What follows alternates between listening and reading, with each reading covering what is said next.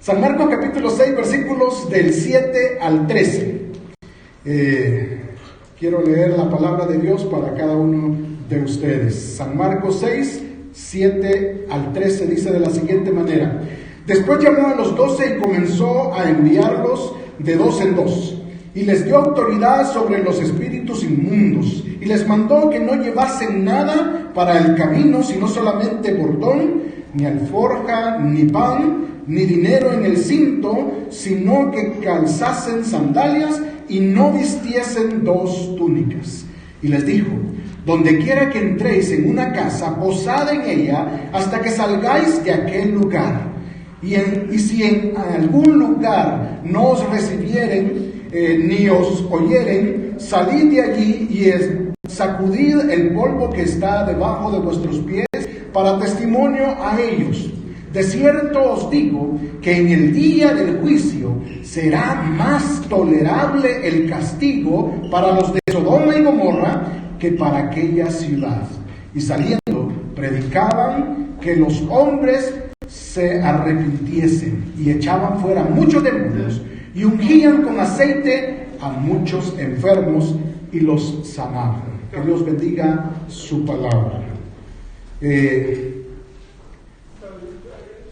Una experiencia que marcó mi vida de jovencito fue cuando en mi país me agarraron a la fuerza, reclutado para la Fuerza Armada de El Salvador.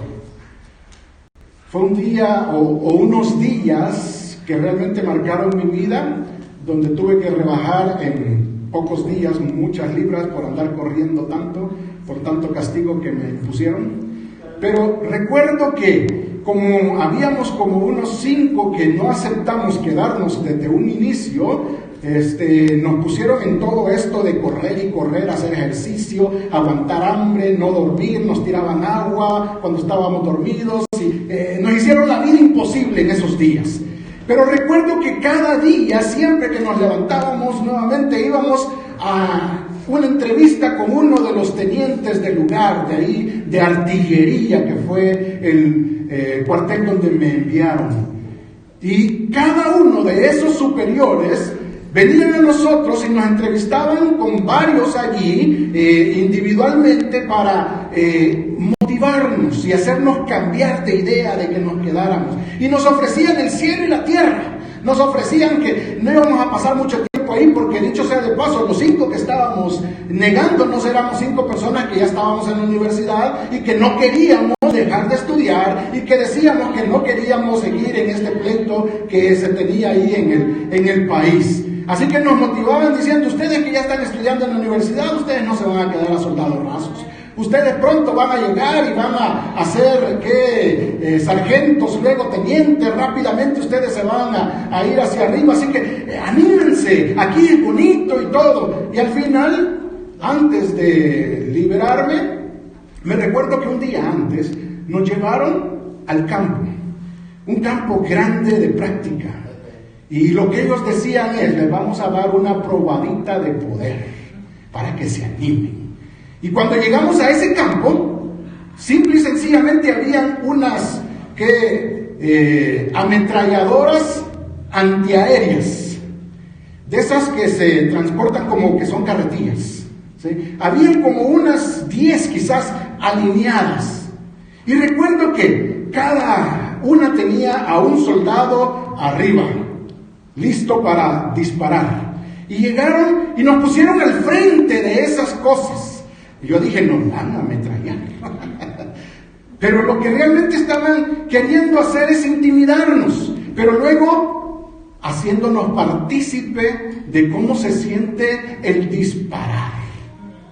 Y no sé si usted ha tenido alguna vez una arma en su mano, una pistola, un fusil. Yo hasta el último campamento que tuvimos me prestaron una, y que era de aire. Sí, pero imagínese tener una de verdad, y no una pequeñita, sino de esas que derriban aviones. Y a cada uno nos pasaron a sentar a la par del soldado que tenía el control del arma. Y a la orden del superior comenzaron a disparar. Y no era lo mismo estar uno parado cerca, sino sentado allí con ellos, sintiendo todo ese golpe que se siente en cada disparo. Me recuerdo que se hacía para atrás y luego para adelante, se hacía para atrás y luego para adelante. Cada golpe que daba. Comenzaron con disparos individuales que ¡pum! ¡pum! Y después ¡ta, ta, ta, ta, ta, ta, ta! En lugar de motivarme, me asustaron más. Yo dije, yo no quiero esto. Y gracias a Dios me liberaron de ahí, con algunas libras menos, con el deseo ya de no tener que ver nada con el ejército, ni con la guerrilla. Pero digo, ellos quisieron motivarnos al poner en nosotros un arma en nuestra mano, darnos una probadita de eso que se siente el tener el control, el dominio. Recuerdo en otra ocasión que esta señora me tenía capturado. Todavía, sí. Y qué yugo más difícil. No me dan de comer mañana. Recuerdo que estábamos despidiéndonos una noche cuando fui a visitarla de novios, esperando el microbús, la pecera, le dicen ustedes, sí, los mexicanos. Estábamos esperando allí cuando llegó un carro polarizado, oscuro, y se parqueó enfrente de nosotros. Y me dijo, vení. Y yo desde atrás con mi novia ahí, el Superman, queriendo hacerse el fuerte, le dije, no. Y me dijo, vení. Ay, sí voy. Y cuando me acerqué, habían 3 personas atrás con unos fusiles grandes y todo, y me dijo, dame el dinero que tenés. Le saqué la billetera, le entregué la billetera, me sacó el dinero, me la devolvió, gracias a Dios. Pero si me hubiera pedido la ropa, el reloj y todo, yo se lo doy. A la novia, sí, aquí llévesela, por favor.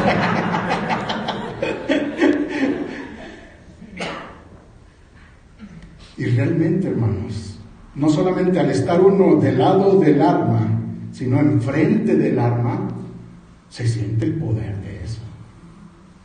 Se siente que las piernas se le aguadan. Y esa es una probadita de poder, hermanos. Difícil es vivir en una sociedad donde se aprovecha el poder de una mala forma. Vivimos en una sociedad donde el que tiene un poquito quiere tener más y se aprovecha a lo que salga, a lo que sea. Y nosotros, los hijos de Dios, teniendo el poder de Dios a nuestra disposición, lo tenemos bien arrinconado.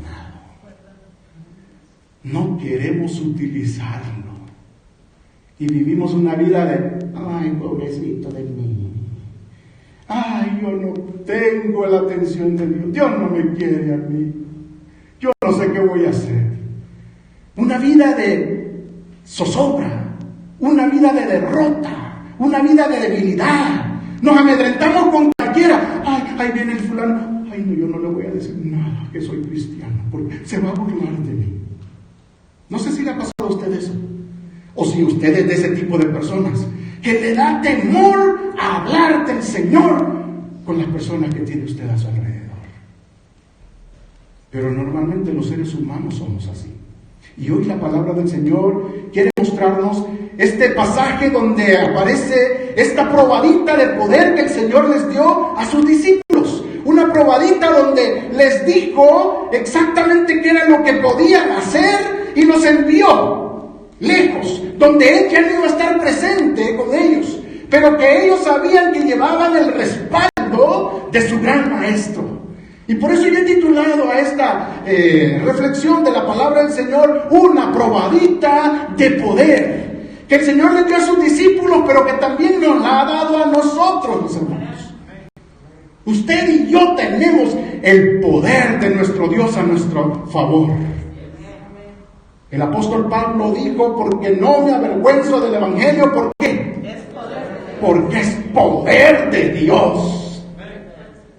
Y eso lo tiene usted. Aunque quizá todavía no se ha dado cuenta, usted lo tiene, el poder. Simple y sencillamente necesita sacarlo a la luz, utilizarlo en beneficio de lo que el Señor nos ha mandado a hacer. Versículo 7 nos narra el contexto y la comisión que el Señor le dio a sus 12 discípulos.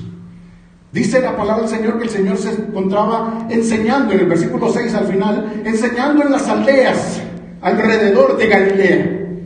Pero estando allí, dice el versículo 7, después llamó a los 12. Y no se está refiriendo al llamado de ven, sígueme, como vemos en Pedro, Juan, en Jacobo, en Mateo. Se recuerdan que él los llamó y les dijo, sígueme, y dejaron todo lo que tenían y se fueron detrás de él. No se está refiriendo a ese llamado al ministerio, a seguir al Señor, al discipulado que él quería darles. Se está refiriendo a que estaban lejos de él en ese momento en que él estaba ministrando, que él estaba enseñando. Y luego de haber enseñado en las aldeas, dice la palabra del Señor que el Señor les dijo, vengan, acérquense.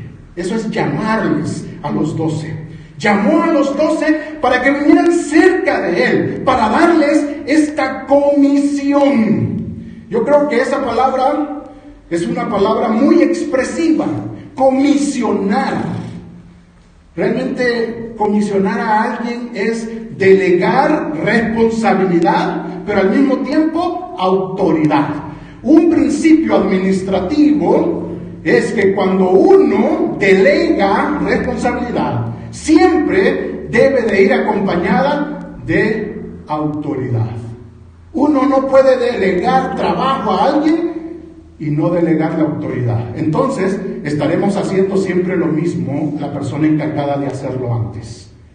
Va a venir y preguntar, mire, ¿puedo hacer esto? Mire, ¿me da permiso de hacer esto? Mire, ¿me da permiso de tomar esta decisión? Cuando uno da responsabilidad, debe de dar autoridad para poder ejercer lo que se necesite hacer en eso que se le encargó hacer. Y eso fue lo que el Señor hizo con sus 12 discípulos. Los llamó cerca de él y les dijo, quiero que vayan a predicar. Quiero que vayan de 2 en 2 a expandir el evangelio a las aldeas vecinas. Me imagino la cara de esa gente. Siempre hasta este momento han estado en las faldas del Señor. ¿Se entiende esa expresión? Han estado ahí a expensas de lo que Él hace y ellos están simplemente apoyando. Y así es fácil, ¿verdad, hermanos? Cuando nos dicen aquí que cantemos, nosotros cantamos allá, tranquilos. Pero si nos dicen, venga a cantar aquí, no, yo no puedo. ¿No es cierto? Oye, que mire, a mí se me pegan los pies al pavimento.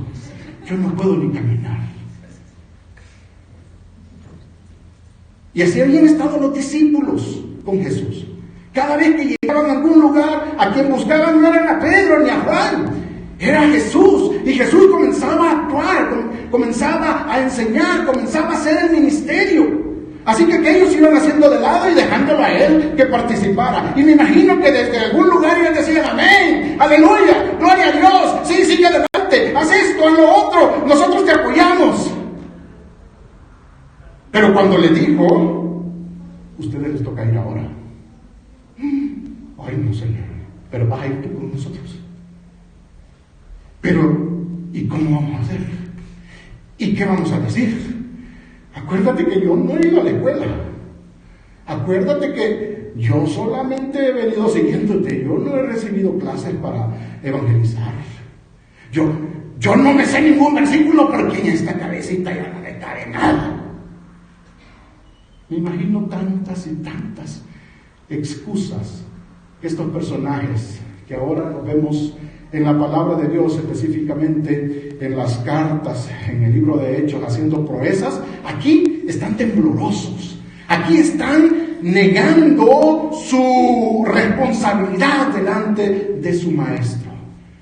Pero el Señor sabe que pueden hacerlo.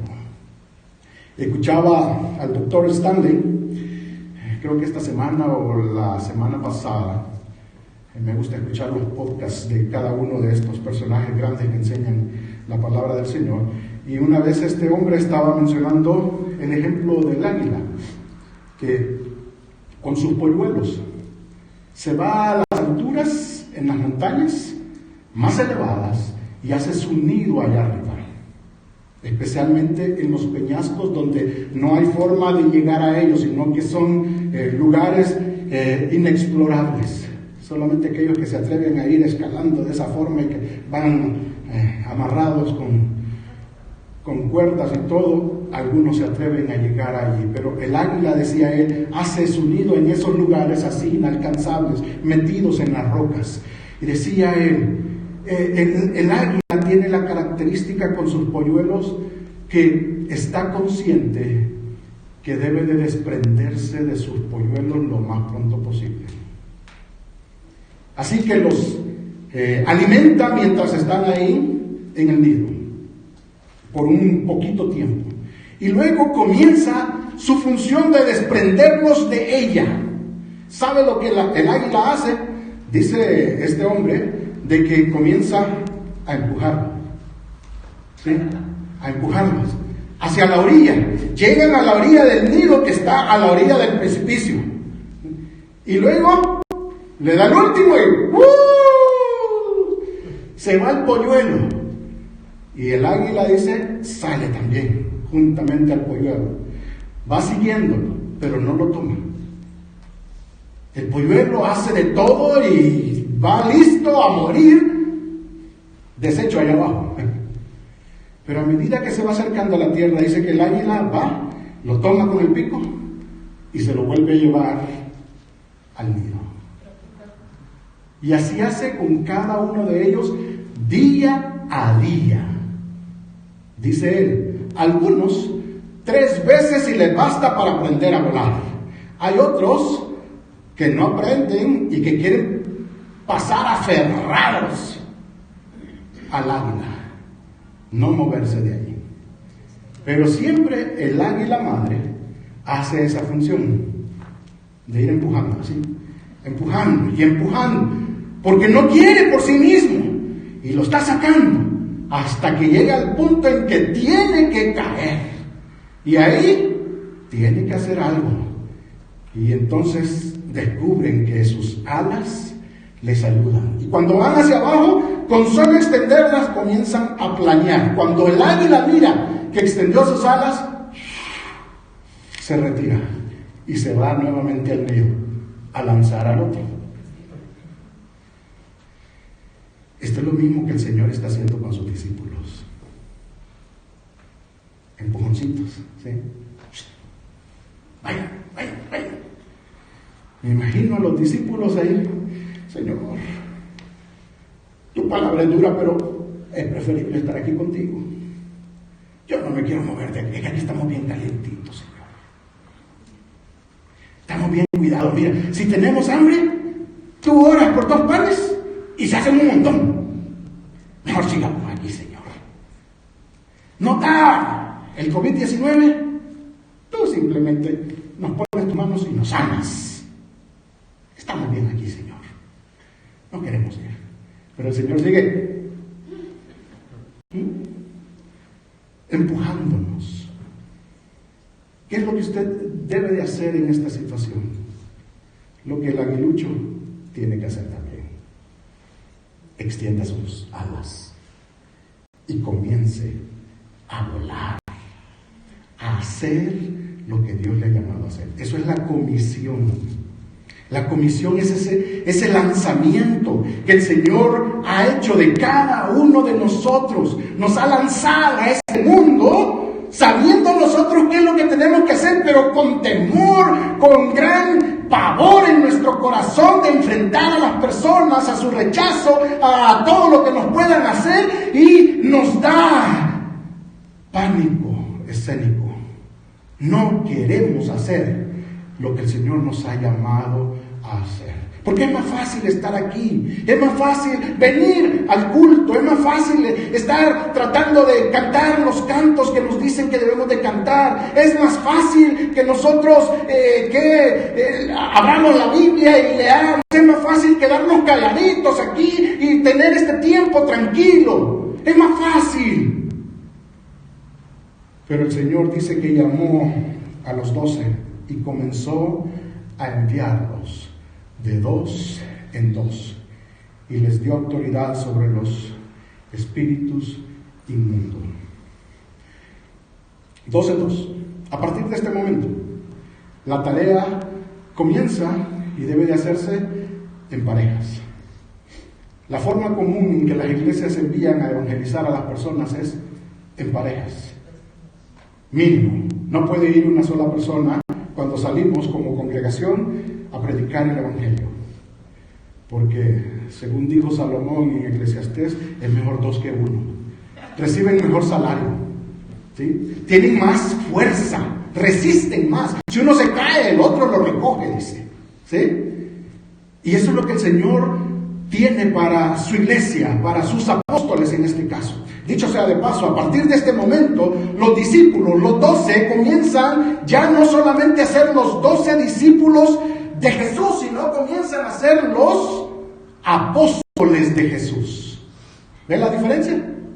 Antes eran seguidores comprometidos porque habían dejado todo para seguir al Señor. Pero a partir de este momento tienen una misión que hacer. Son enviados por el Señor a hacer una tarea importantísima, ganar al mundo para Cristo. A partir de este momento, ellos comienzan a realizar una tarea que les hace llamarse a sí mismos apóstoles de Jesucristo, enviados con una misión. Comenzó a enviarlos de 2 en 2. Si ustedes se recuerdan, Pablo salió de misionero, ¿con quién? Con el hermano Bernabé, ¿verdad? Y el Señor le dijo a la iglesia de Antioquía: apartadme a Bernabé y a Saulo porque les tengo preparada una misión importante. 2. Luego se discutieron entre estos 2. Y entonces Pablo se llevó ¿a quién? A Silas. Se llevó a Silas. Pero Bernabé, que se discutió con Pablo, se llevó a Juan Marcos, a quien le estaba pidiendo que se llevara. Y ambos se fueron en misión. Parejas, ¿sí? Parejas. El Señor, a partir de este momento, nos enseña que la misión de la iglesia no se hace como un lobo solitario, como un llanero solitario. Si usted ve a los lobos, usted no puede, bueno, a cualquiera le dan qué temor ver un lobo cerca, pero es menos que el poder que un lobo puede tener solitario. Más bien le va a huir. Pero cuando vienen 2 o más, aténgase las consecuencias, porque le van a caer encima. Y eso es lo mismo que el Señor enseña aquí. Así que a partir de este momento, ellos reciben la comisión del Señor. Van a irse, pero no se van a ir solos. Se van a ir de 2 en 2. Y yo les entrego el poder sobre los demonios. Se les sujetarán. Les obedecerán. Lo que ustedes digan se realizará con ellos. Pero todavía son palabras nada más, ¿verdad? Pero eso es lo que tú dices. Quiero verlo realmente ya en acción. Y a medida que nosotros no obedecemos, no vemos la acción de Dios obrando a través de nosotros. ¿No es cierto? Esto es lo mismo que tuvieron que pasar los discípulos. Recibieron la comisión de parte del Señor, así como la iglesia la ha recibido por muchos años.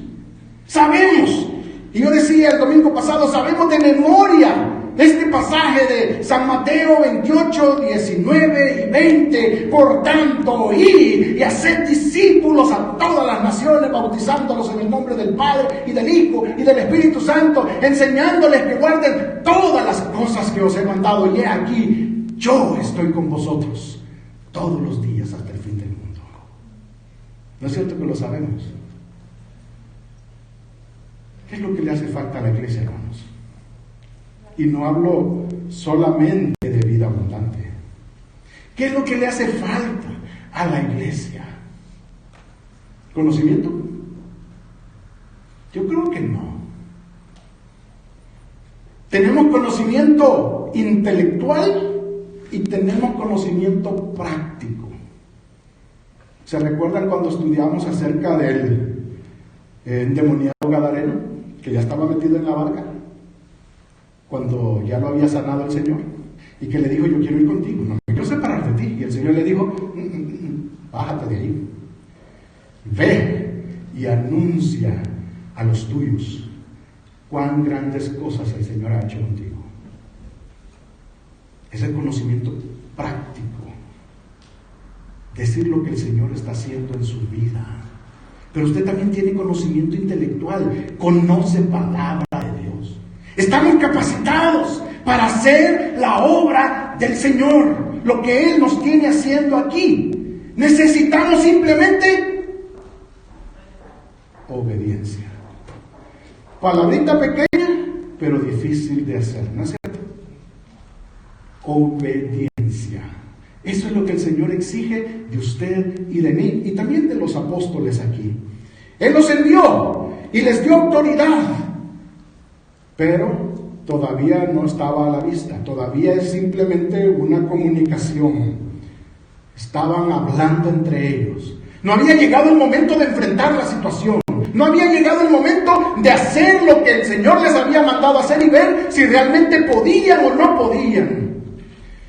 Y cuando usted se da cuenta de lo que el Señor les dice a estas personas, después de haberles comisionado, versículos del 8 al 10, Él les da las instrucciones, y se da cuenta allí que no solamente los está empujando, ¿sí?, empujando a que caigan y comiencen a volar, algo desconocido, sino que les está diciendo: no lleven nada, no lleven nada para hacer este trabajo.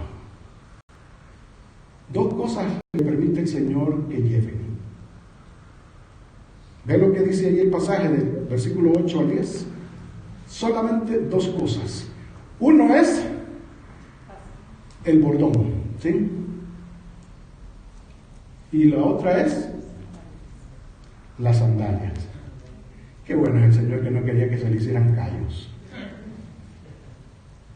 que no se escaldaran sus plantas de pies. Pero solamente dos cosas les permitió. ¿Qué empaca usted para ir a algún lugar? Bueno, las hermanas llevan hasta 5 maletas y todavía dicen: me faltó algo.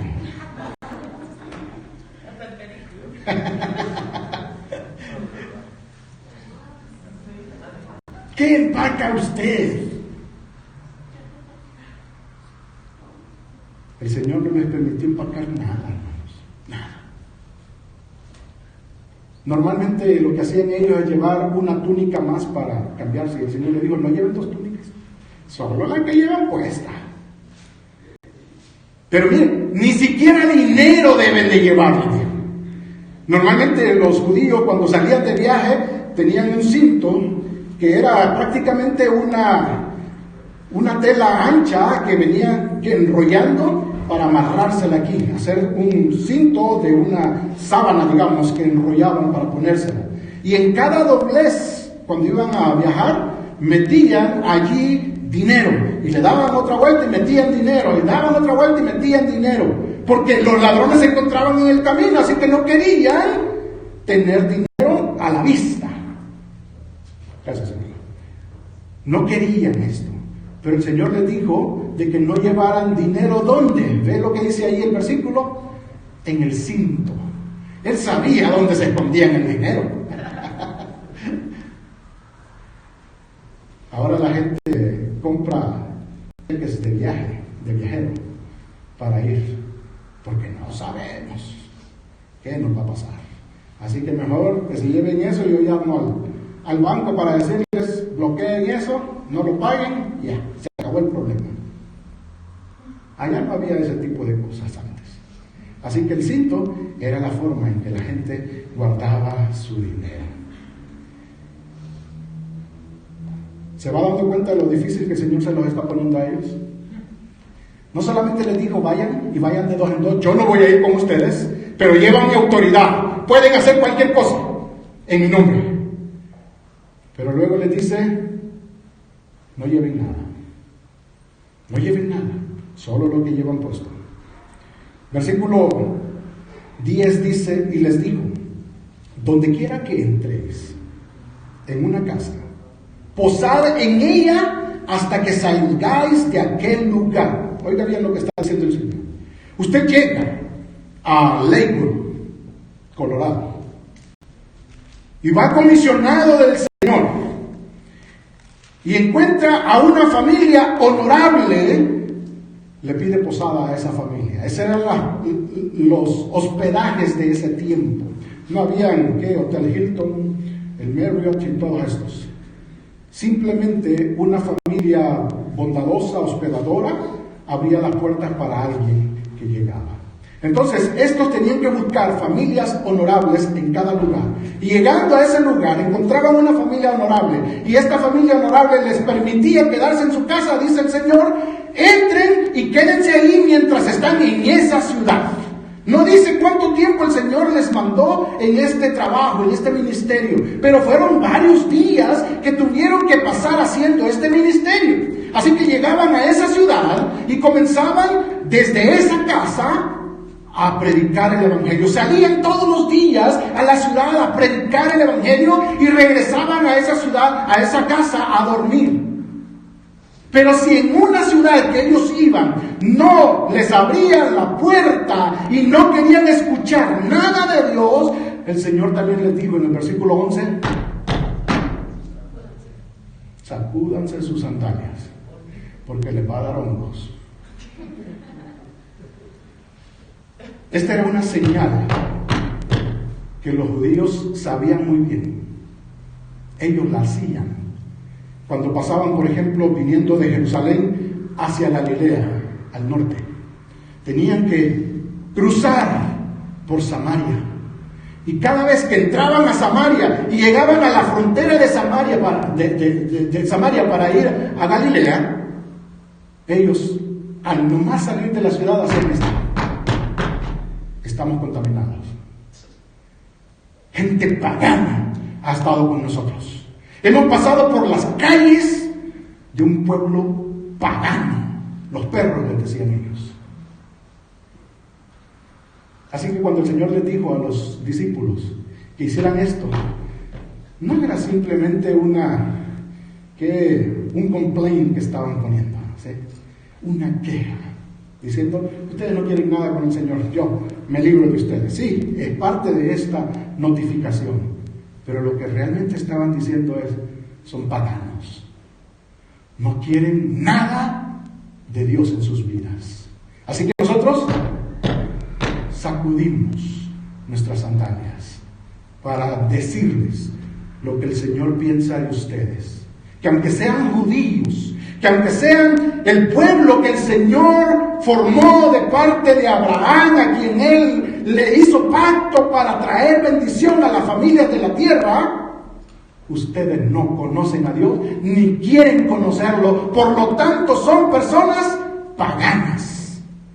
No merecen que nosotros nos quedemos un minuto más con ustedes. De hecho, el apóstol Pablo con Silas hicieron lo mismo al llegar a una ciudad en el Asia Menor. Cuando lo sacaron de ahí bien golpeados y todo, tuvieron que salir de esa ciudad corriendo. Nomás llegaron a la frontera de esa ciudad, creo que era Derbe o Panfilia, cualquiera de esas dos ciudades. Llegaron allá afuera y comenzaron a hacer esto, para decir, ya nosotros les consideramos a ustedes perdidos, condenados. De nosotros no va a exigir el Señor absolutamente nada, porque ustedes nos han rechazado y han rechazado a Jesucristo. Esto es lo que el Señor les dijo. Ahora imagínense otra carga más que el Señor impone a esta gente, que van de 2 en 2. Llegan a un lugar, tienen que pedir posada con una familia honorable y quedarse ahí. Salir día a día a predicar el Evangelio, y si ahí les rechazaban,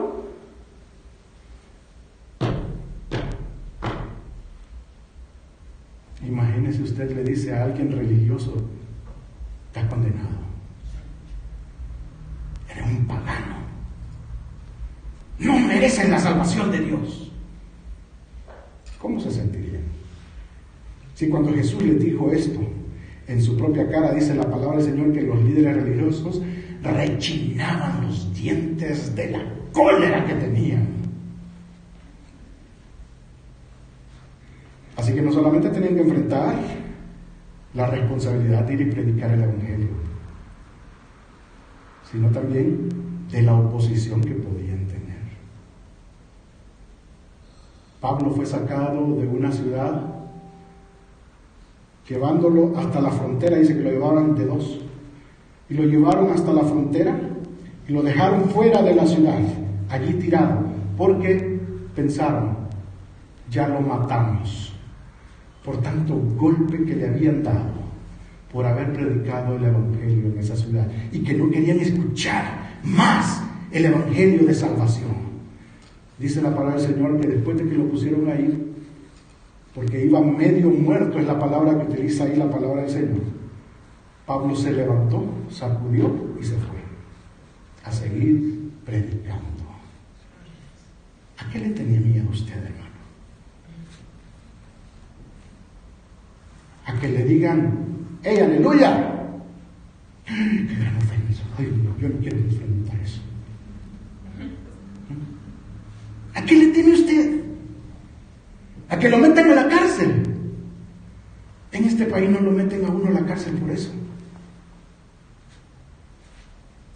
Richard Rumward, creo que ahí se pronuncia el nombre, de este pastor rumano, llegó a ser pastor después. Este hombre cuenta en su libro, creo que se llama El Evangelio en las catacumbas, creo que algo así se llama.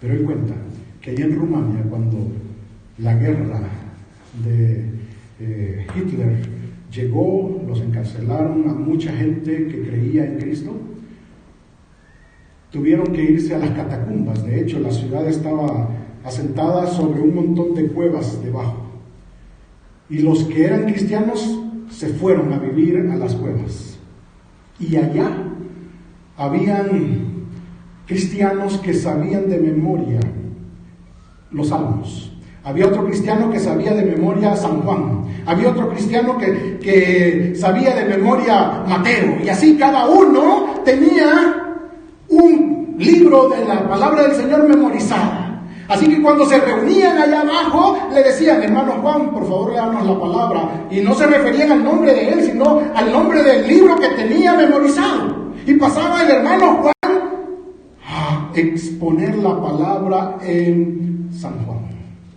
Y así, hermano Génesis, pase por favor. Y comenzaban a escuchar palabra de Dios. Eso no lo tenemos nosotros aquí, mis hermanos. A nosotros no nos hacen nada por predicar el Evangelio. Pero aún así estamos tan temerosos como que si estuviéramos allí en las catacumbas.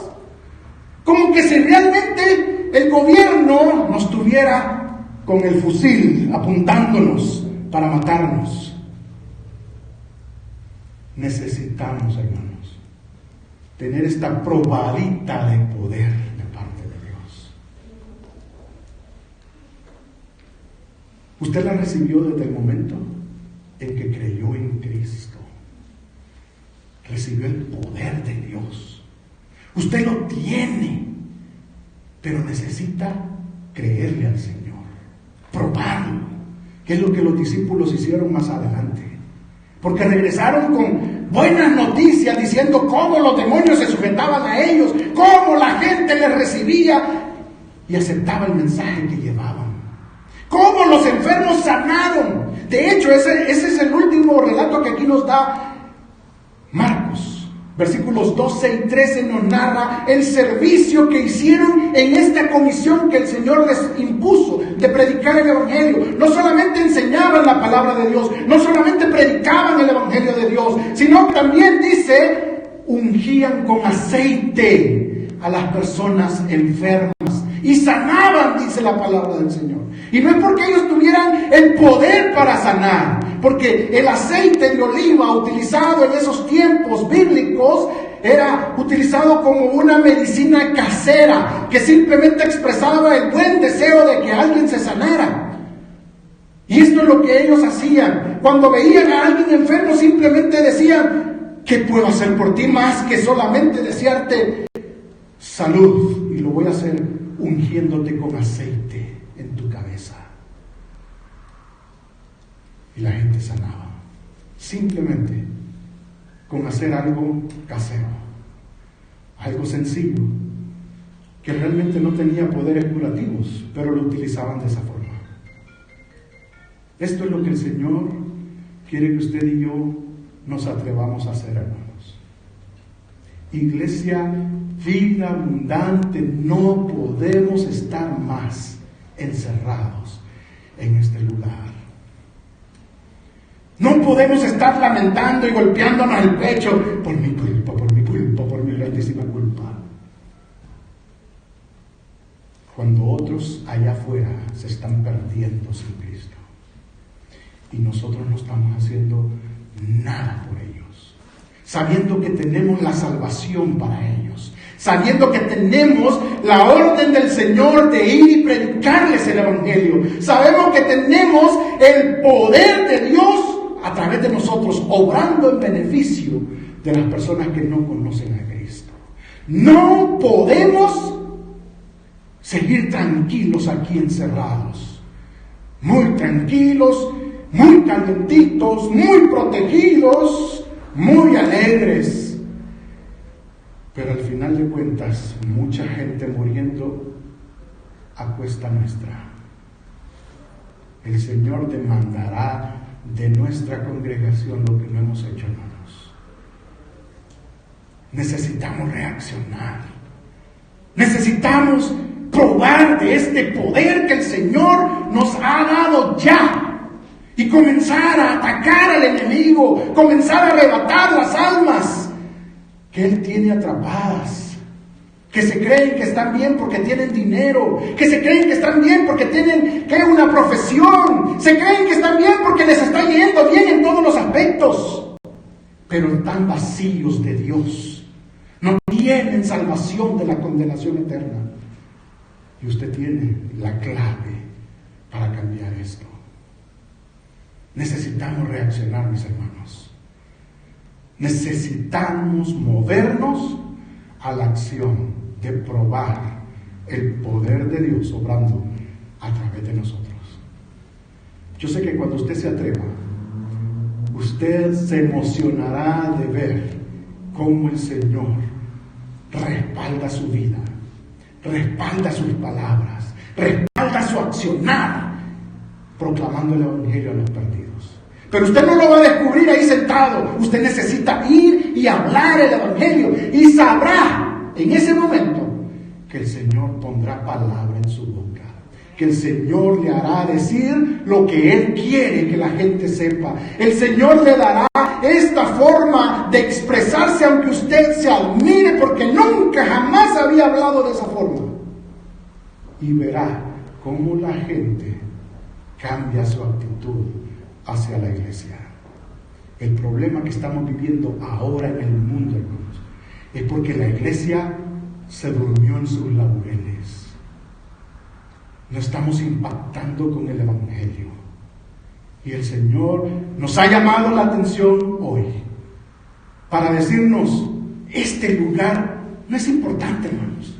Mire, podemos tener servicios por internet y estamos llegando a más personas a través de internet, a lugares más alejados de nosotros que ni soñáramos nosotros tenerles aquí con nosotros. Esto no es el todo, hermanos, y algunos nos lamentamos. Ay, ¿cuándo vamos a regresar al templo? ¿Y cuándo vamos a volver a lo que antes hacíamos? ¿Para qué vamos a volver a eso, hermanos? volver otra vez a cruzarnos de brazos y seguir viviendo nuestro cristianismo interno sin hacer impacto en este mundo. Necesitamos reaccionar, probar que realmente este poder de Dios que Él nos ha dado funciona. Este poder de Dios realmente destruye todo obstáculo que la gente, el mundo, quiera poner contra Él. El Señor nos ha dado una comisión que hacer. ¿La vamos a tomar o la vamos a dejar por fuera? Es nuestra decisión. Usted debe de decidirse por el Señor, probar el poder de Dios obrando a través de usted.